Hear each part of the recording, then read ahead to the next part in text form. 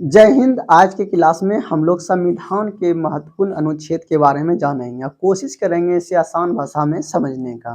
पहले हम लोग ये देख लेते हैं कि संविधान में कितने अनुच्छेद हैं। तो संविधान में 395 अनुच्छेद, 22 भाग हैं और 12 अनुसूची है, 3 सूचियां हैं। तो ये संविधान के बारे में कुछ बेसिक जानकारी थी। अब हम लोग आते हैं संविधान में जो 395 अनुच्छेद है उसमें कौन कौन से अनुच्छेद इंपॉर्टेंट है इसके बारे में हम लोग जानेंगे। तो सबसे हम लोग पहले आते हैं अनुच्छेद 1। अनुच्छेद 1 में क्या कहा गया है? भारत यानी कि राज्यों का संघ होगा। ठीक है, भारत क्या होगा? राज्यों का संघ होगा। देश का नाम भारत अर्थात इंडिया होगा। ये अनुच्छेद 1 में लिखा गया है। तो ये अनुच्छेद 1 में क्या कहता है? भारत क्या होगा? राज्यों का संघ होगा। भारत का नाम यानी कि देश का नाम भारत अर्थात इंडिया होगा। ये अनुच्छेद 1 में कहा गया है। अब हम लोग चलते हैं अनुच्छेद 2 में। अनुच्छेद 2 में क्या कहा गया है? नए राज्यों का प्रवेश एवं स्थापना। यहाँ आपको ये बात याद रखना है, नए राज्यों का प्रवेश एवं स्थापना यानी वैसे राज्य जो भारत के क्षेत्र में भी शामिल नहीं है उसे बाद में शामिल किया जाएगा, या तो युद्ध या तो किसी भी तरीका से बाहरी राज्यों को मिलाया जाएगा। ठीक है, इस तरह के जो भी राज्य की स्थापना होगी उसे अनुच्छेद 2 में रखेंगे। ऐसे कैसे याद रखेंगे हम लोग? जो भारत में अभी वर्तमान में नहीं, यानी विदेशी तरह से समझिए कि विदेशी राज्यों का प्रवेश इस तरह से भारत में अगर किया जाए तो उसे अनुच्छेद 2 के अंतर्गत रखेंगे। अनुच्छेद 3 में क्या कहा गया है? तो नए राज्यों का निर्माण, सीमा में परिवर्तन, क्षेत्रफल में परिवर्तन, 2 या 2 से अधिक राज्यों को मिलाकर एक राज्य बनाना अर्थात एक राज्य को काट करके 2 राज्य बनाना। ये सभी जो भी करेंगे तो ये अनुच्छेद 2 के अंतर्गत किया जाएगा। यानी कि भारत में जो पहले से राज्य हैं उसी के नाम परिवर्तन या क्षेत्रफल में परिवर्तन, ये सब जो होगा उसे अनुच्छेद 3 में रखेंगे। अनुच्छेद 2 में क्या करेंगे? जो राज्य अभी भारत के पास नहीं है अर्थात विदेशी राज्यों को युद्ध के द्वारा या हड़प के द्वारा किसी भी तरीका से अर्जित करेंगे उसके प्रवेश और स्थापना का वर्णन अनुच्छेद 2 में कहा गया। अनुच्छेद 3 में है क्या है? जो भारत में पहले से राज्य है, जैसे 28 राज्य है उसमें 29 करना हो या 27 करना हो, इस तरह से जो भी परिवर्तन करेंगे उसे अनुच्छेद 3 में रखेंगे। अब अनुच्छेद 4 में आते हैं हम लोग। अनुच्छेद 4 में क्या कहा गया है कि अनुच्छेद 2 एवं अनुच्छेद 3 को लागू करने के लिए जो भी नियम कानून संविधान में जोड़े जाएंगे या संविधान में संशोधन किए जाएंगे उसे अनुच्छेद 368 के अंतर्गत संशोधन नहीं माना जाएगा। आप लोग एक बार फिर से देखेंगे, अनुच्छेद 2 एवं 3 को लागू करने के लिए जो भी संशोधन होगा संविधान में उसे अनुच्छेद 368 के अंतर्गत संशोधन नहीं माना जाएगा अर्थात साधारण विधि के द्वारा संशोधन माना जाएगा। अनुच्छेद हम लोग 5 में आते हैं। संविधान जिस समय लागू हुआ उस समय नागरिकता यानी संविधान के प्रारंभ में नागरिकता। ठीक है, अनुच्छेद 6 में क्या कहा गया है? कोई भी पाकिस्तान से अगर भी भारत आए उसके लिए नागरिकता का प्रावधान किया गया। पाकिस्तान से कोई भी आदमी अगर भी भारत आए तो उसके बारे में नागरिकता का वर्णन किया गया है। अनुच्छेद 7 में क्या कहा गया है? कोई भी आदमी भारत से पाकिस्तान गया है और फिर अगर भी भारत आना चाहे तो उसके लिए नागरिकता का प्रावधान किया गया है। ठीक है, अब हम लोग उसके नीचे आते हैं अनुच्छेद 8। अनुच्छेद 8 में क्या कह रहा है? अनुच्छेद 8 कहता है कि विदेश में जो लोग रह रहे हैं उनके नागरिकता का अधिकार बना रहना, उनके नागरिकता का बना रहना। यानी कोई भी भारतीय अगर विदेश में काम करने गया है तो उनका नागरिकता का बना रहना। उसके बाद अनुच्छेद 9 में क्या कह रहा है कि अगर यदि कोई भी भारतवासी अगर भी किसी देश की नागरिकता स्वीकृत या नागरिकता लेती है तो भारत का नागरिकता उसे त्यागना होगा अर्थात विदेशी नागरिकता लेने पर भारतीय नागरिकता समाप्त हो जाएगी। अनुच्छेद 9 में कहा गया है। अनुच्छेद 10 में क्या कहा गया है? नागरिक के जो अधिकार मिले हैं यानी नागरिक को जो अधिकार मिले हैं वो नागरिक अधिकार बना रहना। ठीक है, अनुच्छेद उसके नीचे हम लोग आएंगे 11। तो अनुच्छेद 11 में क्या कहा गया है कि संसद विधि द्वारा नागरिक के अधिकार का विनिमय किया जाना, अर्थात नागरिक के अधिकार को बढ़ा सकते हैं, घटा सकते हैं, ठीक है, ये संसद को अधिकार दिया गया है। अब हम लोग चलते हैं अनुच्छेद 12। अनुच्छेद 12 थोड़ा इंपॉर्टेंट है। अनुच्छेद 12 में क्या कहा गया है, राज्य की परिभाषा। अब यहाँ से आप लोग बोलेंगे कि राज्य क्या है, तो आपको सीधी सी ये बात समझना है कि कोई भी सरकारी या गैर सरकारी यानी सरकारी या निजी संस्थान जो सरकार के नियमानुसार चलती है उसे हम लोग राज्य कहेंगे। जैसे LIC हुआ, बड़ी बड़ी कंपनियां हुई, संसद हुआ, ये सभी राज्य के अंतर्गत आते हैं। अब अनुच्छेद हम लोग 13 पे आते हैं। मूल अधिकार के विरुद्ध जो भी कानून बनाया जाएगा वह मान्य नहीं होगा, यह अनुच्छेद 13 में लिखा गया है। अनुच्छेद 14 में क्या कहा गया है, विधि के समक्ष समानता, यानी कानून के समक्ष भारत का प्रत्येक नागरिक समान है, किसी के लिए किसी को कानून बड़ा छोटा नहीं मानेगा, यानी कानून के समक्ष समानता है, सभी नागरिकों को कानून के समक्ष बराबर माना गया है। अनुच्छेद हम लोग 15 में आएंगे। अनुच्छेद 15 में क्या कहता है, धर्म, मूल वंश, जाति, लिंग, सिर्फ 4, ये 4 ही याद रखना है, धर्म, मूल वंश, जाति या लिंग या जन्म स्थान, इसके आधार पर राज्य विभेद नहीं करेगा किसी भी व्यक्ति के साथ।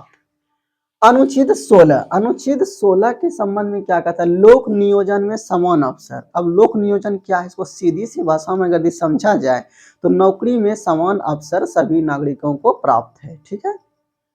उसके बाद अनुच्छेद 17 क्या कह रहा है, अनुच्छेद 17 कहता है छुआछूत का अंत होगा, यानी छुआछूत का अंत, ये याद रखेंगे। अनुच्छेद 18 क्या है, उपाधि का अंत, यानी शिक्षा, ठीक है, शिक्षा और यानी शिक्षा और कानून के समक्ष समानता, यानी शिक्षा के क्षेत्र में जो भी उपाधि आपको दी जाएगी, ठीक है, शिक्षा और सेना के क्षेत्र में, मान लीजिए कि आपको जैसे कि शिक्षा के क्षेत्र में डॉक्टर की उपाधि दिया जाता है, सेना के क्षेत्र में यानी कि कर्नल, ये सब जो उपाधि दी जाती है, शिक्षा और सेना के क्षेत्र को छोड़कर अन्य उपाधि सरकार के द्वारा नहीं दी जाएगी। अगर यदि कोई भी उपाधि आपको विदेश से यानी कि विदेश से प्राप्त होती है तो उसके पहले आपको राष्ट्रपति की अनुमति लेनी होगी, तभी विदेशी सम्मान आप यानी कि विदेशी उपाधि आप पा सकते हैं कोई भी। तो अनुच्छेद 18 क्या कहता है कि सेना और शिक्षा को छोड़कर अन्य उपाधि सरकार के द्वारा नहीं दी जाएगी। अगर यदि विदेश में कोई उपाधि आपको मिल रही है तो उसके लेने से पहले राष्ट्रपति की अनुमति लेना अनिवार्य होगा।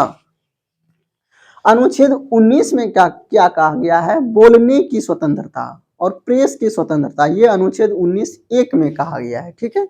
अनुच्छेद 19 के बी में क्या कह रहा है, सभी लोगों को एकत्रित होने की स्वतंत्रता दिया गया है, सभी लोग एकत्रित हो सकते हैं, अपना विचार प्रकट कर सकते हैं। अनुच्छेद सी में क्या कहा गया है, अनुच्छेद सी में कहा गया संघ बनाने, जैसे संगठन बनाते हैं ना, ग्रुप बनाते हैं, संघ बनाने की स्वतंत्रता अनुच्छेद 19 के सी में दिया गया है, यानी कहा गया है। अब अनुच्छेद 19 के डी में क्या कहा गया है, डी से आपको याद रखना है ड्राइवर, यानी कि ड्राइवर के पास बैठ के आप कहीं भी जा सकते हैं, यानी आवागमन की स्वतंत्रता, ठीक है, आप कहीं भी देश के अन्य राज्यों में जा सकते हैं, आपको कोई प्रतिबंध नहीं है। अनुच्छेद 19 के ई में क्या कहा गया, निवास, आप कहीं भी दूसरे राज्य में रह सकते हैं, कहीं भी निवास कर सकते हैं, इसकी स्वतंत्रता आपको प्रदान किया गया है। अनुच्छेद 19 के आप में संपत्ति का अधिकार, जो मौलिक अधिकार था उसे हटा करके कानूनी अधिकार कर दिया गया, यानी 19(f) जो है उसे अभी समाप्त कर दिया गया है। अब आते हैं 19 के जी में, व्यापार एवं जीविका, आप दूसरे देश विदेश यानी दूसरे राज्य में जा करके कोई भी व्यापार कर सकते हैं, अपना जीवन यापन कर सकते हैं, ये अधिकार आपको प्राप्त है। अब आते हैं हम लोग अनुच्छेद 20। अनुच्छेद 20 क्या कहता है, अपराध एवं अपराध में संरक्षण, अगर यदि आप कोई अपराध किए हैं तो उसमें आपको संरक्षण दिया जाएगा, ठीक है। उसमें क्या संरक्षण दिया जाएगा, 3 प्रकार के संरक्षण है। अनुच्छेद 20 के 1, यानी आप एक अपराध किए हैं तो एक बार ही सजा मिलेगी, एक अपराध के लिए एक बार सजा। 20 के बी में क्या कहा गया है, आप जिस समय अपराध किए थे उस समय जो कानून लागू था उसी के अनुसार आपको सजा दिया जाएगा। आप जिस समय अपराध किए उसी समय जो कानून था उसी के अनुसार से आपको अपराध जिस समय किए थे उसी के अनुसार से सजा दिया जाएगा।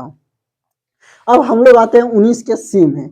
आप कोई भी अपराध किए हैं तो आपको स्वयं के विरुद्ध गवाही देने के लिए बाध्य नहीं करेगा। इसका मतलब ये हुआ, आपने कोई काम किया है तो आपसे वह नहीं कहाएगा कि आप ही ने यह काम किया है। ठीक है। अनुच्छेद 21 में आते हैं हम लोग, प्राण एवं दैहिक स्वतंत्रता, यानी जीने से संबंधित जो भी स्वतंत्रता होंगे उसे अनुच्छेद 21 में रखा गया है। ठीक है। जैसे कि शुद्ध हवा लेने का अधिकार, स्वच्छ वातावरण में जीने का अधिकार, ये सभी जितने भी अधिकार होंगे सब अनुच्छेद 21 में रखा गया है। अनुच्छेद 21 ए में क्या कहा गया है, 6 से 14 वर्ष तक के बच्चों को प्रारंभिक शिक्षा का अधिकार दिया गया है, मुक्त शिक्षा का अधिकार। अब आते हैं अनुच्छेद 22। अनुच्छेद 22 में क्या कह रहा है, गिरफ्तारी निरोध से संरक्षण। निरोध का मतलब होता है रोकथाम। ठीक है। तो गिरफ्तारी निरोध से संरक्षण, उसकी देखिए 20 में अपराध था, फिर 22 में गिरफ्तारी। अब जब आप कोई अपराध कर लिए तो गिरफ्तारी के निरोध में आपको क्या संरक्षण दिया जाएगा, तो 22 के 1 में कहता है आपको अगर यदि पुलिस पकड़ रही है तो आप उसे कारण जानने अनिवार्य, यानी कारण जानने का अधिकार देता है कि आप किस जुर्म में हमें गिरफ्तार कर रहे हैं, यानी गिरफ्तार करने के कारण पूछने का अधिकार आपको दिया गया है। अनुच्छेद 22 बी में क्या कहता है कि 24 अगर यदि पुलिस आपको पकड़ ली है तो 24 घंटे के भीतर, यानी यातायात को छोड़कर, ठीक है, जाने आने का समय को छोड़कर 24 घंटे के भीतर जिला मजिस्ट्रेट के सामने आपको पेश करना होगा। किसको, जिसने आपको गिरफ्तार किया है। अनुच्छेद 22 का सी, आप अपने मन पसंद का वकील चुन सकते हैं, उसे सलाह ले सकते हैं, ये अनुच्छेद 22 सी में कहा गया है। तो इस तरह से अगर यदि आप लोग इतना आसान भाषा में समझेंगे, आपको उम्मीद करते हैं कि जरूर याद हो जाएगी आपको अनुच्छेद। अनुच्छेद 23 में क्या कहता है, बलात् दुर्व्यापार निषेध, यानी कि किसी भी आदमी से या किसी भी बालक से आप बलजोबड़ी, यानी कि बलपूर्वक, बलात् का मतलब होता है बलपूर्वक कोई भी काम नहीं करवा सकते हैं, किसी देह व्यापार नहीं कर सकते हैं, किसी को खरीद बिक्री, मानव का खरीद बिक्री नहीं कर पाएंगे। ये अनुच्छेद 23 में कहा गया है। अनुच्छेद 24 में क्या कहा गया है कि कारखानों में जो भी बच्चे काम करेंगे, यानी कि वो 15 साल से ऊपर, यानी 14 साल के ऊपर होनी चाहिए, 14 वर्ष से कम उम्र के बच्चों को कारखानों में काम करवाना कानूनन अपराध है। ठीक है। ये कारखाना वाला याद रखेंगे 24, बलात् श्रम 23 और दुर्व्यापार मतलब खरीद बिक्री मानव का। अनुच्छेद 25 में क्या कहा गया, आप कोई भी धर्म मान सकते हैं, अपना धर्म परिवर्तन कर सकते हैं, इसकी अनुमति आपको सरकार देती है, इसका आपको स्वतंत्रता प्राप्त है। कोई भी धर्म मानिए, किसी धर्म को त्याग कर नया धर्म अपनाइए, आप कर सकते हैं। तो इस तरह से हम लोगों ने आज के क्लास में 1 से लेकर के 25 तक अनुच्छेद को अपनी भाषा में याद किया। हम नेक्स्ट वीडियो में 25 से लेकर के आगे का अनुच्छेद पढ़ेंगे। धन्यवाद।